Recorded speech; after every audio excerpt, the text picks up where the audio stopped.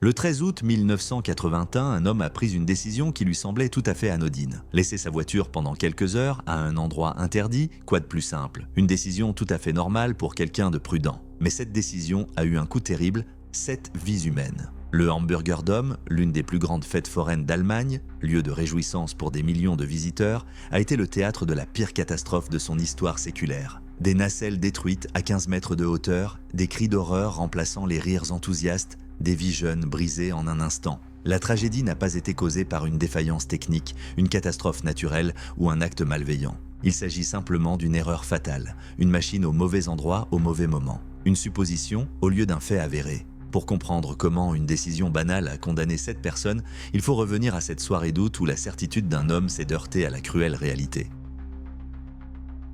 Le Hamburger Dome est l'une des plus grandes fêtes foraines d'Allemagne qui 3 fois par an transforme la place Heiligengeistfeld en un océan de lumière colorée et d'adrénaline. Des millions de visiteurs, des dizaines d'attractions, une ambiance de fête effrénée jusqu'au petit matin. Le 13 août 1981, l'agitation festive habituelle régnait ici. Familles avec enfants, couples d'amoureux, groupes d'amis, tous cherchèrent des sensations fortes avant la fermeture de la fête foraine. Les haut-parleurs diffusaient Massachusetts, des Bee Gees, une mélodie qui restera à jamais gravée dans la mémoire des survivants. Le Skylab, une immense roue avec 25 nacelles, capable de soulever des personnes à 15 mètres de hauteur et de les faire tourner dans un plan presque vertical, était le centre d'attraction des amateurs de sensations fortes. Pas de ceinture de sécurité, seulement la force centrifuge entre le passager et la mort. C'est précisément cette proximité avec le danger qui attirait les foules. À quelques mètres du Skylab se trouvait une autre attraction populaire, le Catapulte. Une boucle à grande vitesse qui propulsait les passagers à 128 km/h en 4 secondes. 2 attractions, 2 opérateurs, aucune coordination entre eux. Cette désorganisation allait être la clé de la tragédie, car dans un monde où la vie des gens dépend de chaque décision, même les erreurs les plus simples ont un prix terrible. Norbert Witte, 26 ans, opérateur de l'attraction Catapulte, a passé toute la journée à lutter contre un problème technique. Witte était une figure bien connue de l'industrie foraine, un entrepreneur ambitieux que ses collègues surnommaient « le roi des showmen ». Sa réputation dépendait du fonctionnement impeccable de chaque mécanisme. Mais ce jour-là, la boîte de vitesse a lâché. Le catapulte était immobilisé, perdant des bénéfices à chaque heure qui passait. Witte a pris la seule décision raisonnable, utiliser une grue télescopique pour extraire et remplacer la pièce défectueuse. En fin de journée, la réparation était terminée. L'imposant camion équipé d'une grue télescopique avait accompli sa mission. La boîte de vitesse avait été retirée, réparée et remise en place. Catapulte était à nouveau prêt à faire le bonheur des visiteurs. C'est alors que Witte a pris une décision qui semblait tout à fait logique. Pourquoi perdre du temps à nettoyer la grue maintenant? La foire fermait à 1h du matin et le Skylab voisin avait sûrement déjà cessé de fonctionner. On pouvait tranquillement laisser le matériel sur place jusqu'au lendemain matin et s'occuper du nettoyage à la lumière du jour. La flèche télescopique de 28 mètres était figée dans le ciel nocturne traversant l'espace aérien de la foire. Witte n'a même pas jeté un coup d'œil vers le Skylab. Il était absolument certain que ses suppositions étaient correctes. Cette certitude allait coûter cher à 7 personnes innocentes. Le prix d'une décision irréfléchie est toujours plus élevé qu'il n'y paraît.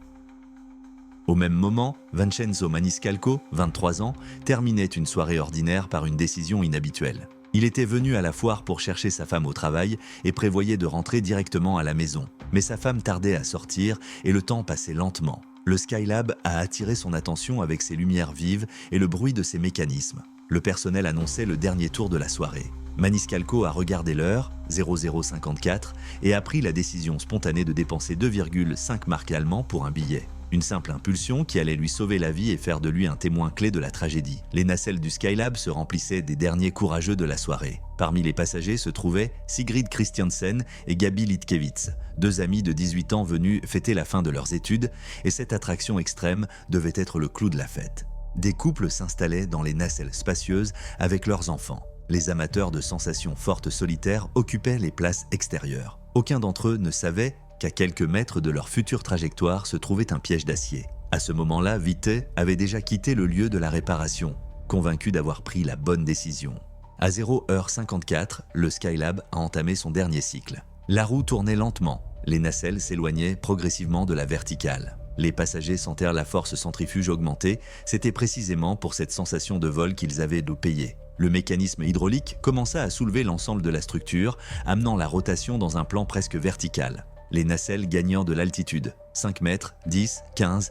Vincenzo pensait à sa femme et espérait qu'elle ne serait pas fâchée de son retard. Sigrid et Gabi poussaient des cris de joie, impatientes de découvrir la vie d'adulte. La distance entre les nacelles et la grue diminuait à chaque tour. À 0h56, la collision eut lieu. Tout se joue en quelques secondes, une machine laissée sur place, une hypothèse erronée, une certitude non vérifiée, le métal heurta le métal à grande vitesse, et le prix de la décision de Witt fut payé instantanément.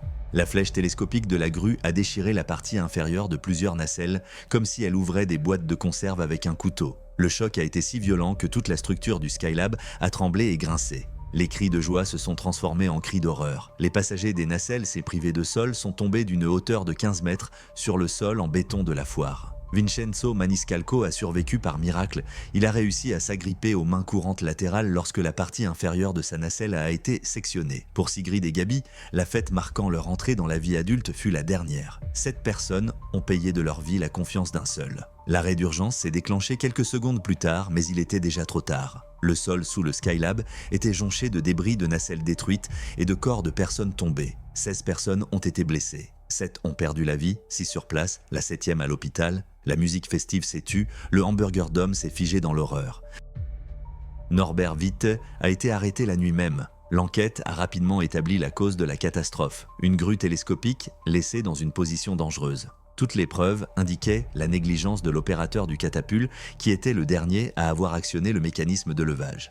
Mais Witt n'avait pas l'intention d'avouer sa culpabilité sans se battre. Sa version des faits était convaincante. Le personnel du Skylab avait gravement enfreint le planning et lancé l'attraction après la fermeture officielle à 1h du matin. De plus, les opérateurs étaient ivres et ne contrôlaient pas la situation. Selon Witt, c'est lui qui a couru le premier vers le pupitre de commande et qui a appuyé sur le bouton d'arrêt d'urgence pour tenter d'éviter une catastrophe encore plus grave. Et s'il a installé la grue, c'est précisément parce qu'il était convaincu que Skylab était déjà fermé comme le voulait le règlement. Cette version semblait logique. Si Skylab avait réellement fonctionné après 1h du matin, la responsabilité aurait incombé entièrement à son personnel, mais il fallait prouver l'heure exacte du départ du dernier trajet. Les témoignages des passagers survivants ont été utilisés. La plupart ne se souvenaient pas des détails, le choc de la catastrophe ayant effacé de nombreux souvenirs. Certains disaient vers 1h, d'autres peut-être après minuit. L'incertitude jouait en faveur de la défense de Witt. Peut-être avait-il vraiment raison, peut-être que les véritables coupables étaient des opérateurs ivres qui avaient enfreint l'horaire de travail. C'est alors que Vincenzo Maniscalco fut appelé à la barre. Le jeune homme a fait des déclarations qui ont détruit toute la stratégie de la défense. Il se souvenait clairement avoir vérifié l'heure avant de monter dans la gondole, inquiet que sa femme l'attende trop longtemps. Le trajet a commencé à 00h54 précise, 6 minutes avant l'heure officielle de fermeture. Mais la défense n'a pas abandonné. Les avocats de Witt ont remis en cause la fiabilité de ce témoignage. Pouvez-vous être absolument certain de l'heure après un tel choc? N'auriez-vous pas pu vous tromper de quelques minutes? Maniscalco a répondu simplement « Je me souviens de cette heure mieux que de mon propre nom, parce que c'est précisément à 0h54 que ma vie s'est divisée en un avant et un après. Skylab fonctionnait selon un horaire autorisé. Aucune infraction n'a été commise par le personnel de l'attraction. Toute la responsabilité incombait à Norbert Witt, qui avait laissé la grue dans une position dangereuse en se basant sur des suppositions plutôt que sur des faits. Le tribunal a reconnu Witt coupable d'homicide involontaire et de blessures involontaires. La peine prononcée, 1 an de prison avec sursis. Pour les 7 vies perdues, la peine semblait ridiculement clémente. Mais ce n'était que le début du dédommagement. Les compagnies d'assurance ont refusé de couvrir les dommages, la catastrophe ayant été causée par une négligence manifeste. Les familles des victimes et les blessés ont intenté des poursuites pour plusieurs millions de marks. Witt a été contraint de tout vendre. Ses attractions, son matériel, ses biens personnels. Le prix d'une seule décision s'est avéré non seulement humain, mais aussi financier. L'ancien roi des showmen a tout perdu.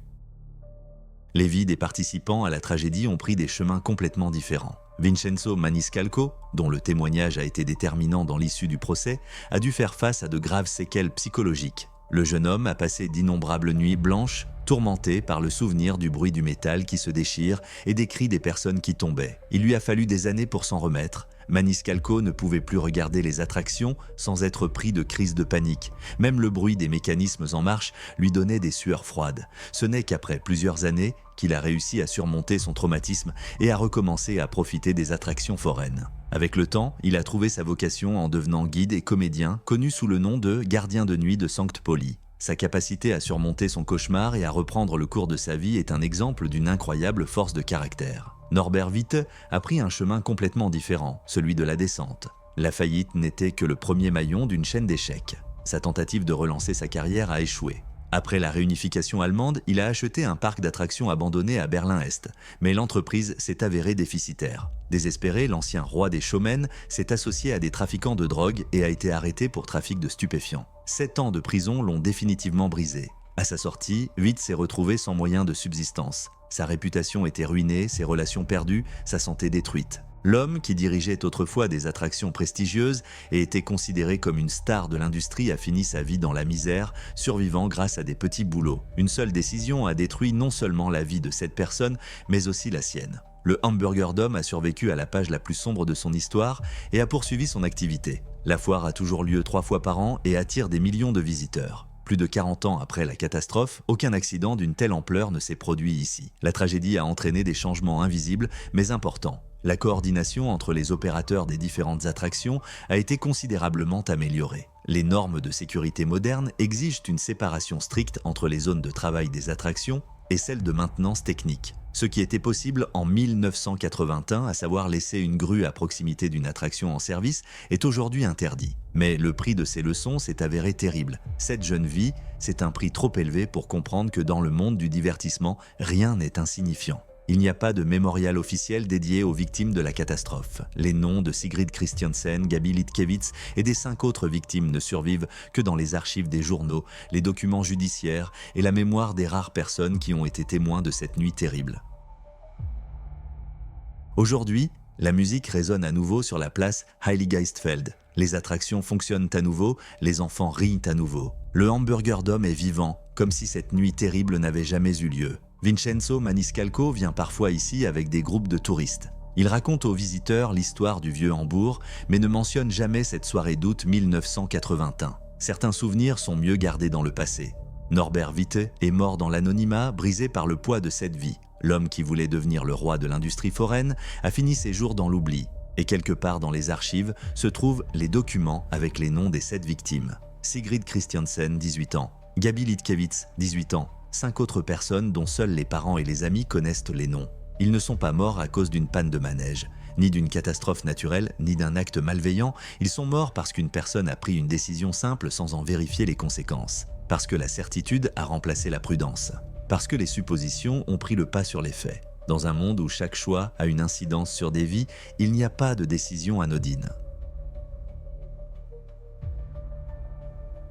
Cette histoire s'est déroulée il y a plus de 40 ans. Mais les leçons tirées de la catastrophe du Hamburger Dome sont toujours d'actualité. Dans notre monde où les technologies deviennent de plus en plus complexes et où les responsabilités sont de plus en plus importantes, chaque décision peut avoir des conséquences imprévisibles. Nous vivons à une époque où une seule erreur de programmation peut paralyser des villes entières, où une seule mauvaise décision peut coûter des milliers de vies. L'histoire de Norbert Witt et des 7 personnes qui ont perdu la vie nous rappelle que derrière chacun de nos choix se cachent des personnes réelles, avec des destins réels. Parfois, il suffit d'une seule vérification pour faire la différence entre une décision banale et une tragédie.